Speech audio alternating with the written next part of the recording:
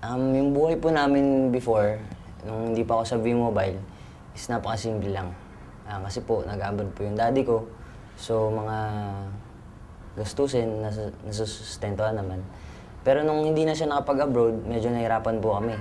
Kasi yung father ko, siya lang talaga yung natatrabaho dahil yung mother ko is a plain housewife. So, dati po, may sarili po kaming bahay. So, nung hindi na nakapag-abroad yung daddy ko, nailit po ng bank yung lupa namin. Tapos, nangupahan kami ngayon. Napakalaki pong pagbabago nung sumali po ako sa V-Mobile. Kasi po dati, sabi ko nga, nangupahan lang kami. Sumali ako sa V-Mobile, karoon po kami ng sariling bahay. Pagpagawa po ko ng bahay, paggawa po ng bahay yung kapatid ko. Dati, parang simpleng tao lang ako. So ngayon, mas marami na akong pinapangarap pa sa buhay. Tulad na lang ng makatulong sa iba, makatulong sa kapatid ko, siyempre sa family, sa mga friends, sa mga kamag-anakan. Mabili po ko ng sasakyan, paggawa ko po ng bahay yung mother ko, tsaka yung kapatid ko. Every Christmas, every New Year, nagsasama-sama po kami.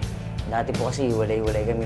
So napakalaki po talagang pagbabago. So tapos po, marami po akong napatunayan sa mga friend ko, naniwala sila sa akin, and then nag-join din sila sa V-Mobile.